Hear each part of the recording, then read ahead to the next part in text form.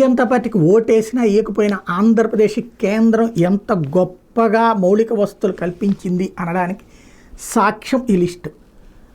తొక్కలోది మన రోడ్లు, సందుల్లో ఉన్నటువంటి రోడ్లు ఇవ్వకపోతేనే ప్రభుత్వాన్ని కూల్చేసాం, కొత్త ప్రభుత్వాన్ని తెచ్చు.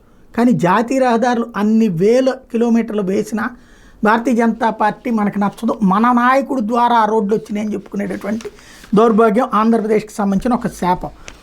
ఓవరాల్గా దేశంలో 2019 నాటికి జాతీయ రహదారులు మొత్తం పొడవు 132,500 కిలోమీటర్లు అయితే 2023 మార్చి నాటికి 1,46,145 కిలోమీటర్లు పెరిగింది.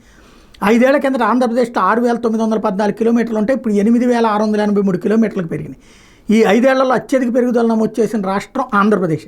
అత్యధిక కిలోమీటర్ల జాతీయ రహదారులు ఉన్న రాష్ట్రం మహారాష్ట్ర అయితే ఆంధ్రప్రదేశ్ది 5వ స్థానం, 2వ స్థానం ఉత్తరప్రదేశ్, 3వది రాజస్థాన్, 4వది మధ్యప్రదేశ్, 5వది ఆంధ్రప్రదేశ్.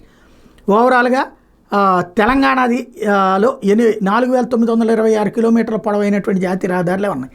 ఓవరాల్గా చూసుకుంటే దాంతో పోల్చుకుంటే 8,683 కిలోమీటర్ల జాతీయ రహదారులు మనకున్నాయి. ఇప్పుడు కూడా రాష్ట్ర రహదారులను కూడా జాతీయ రహదారులతో కలిపేస్తున్నాం. కాబట్టి రాబోయే రోజుల్లో ఇది 10,000కో 11,000కో వెళ్ళినా ఆశ్చర్యపోనక్కర్లేదు.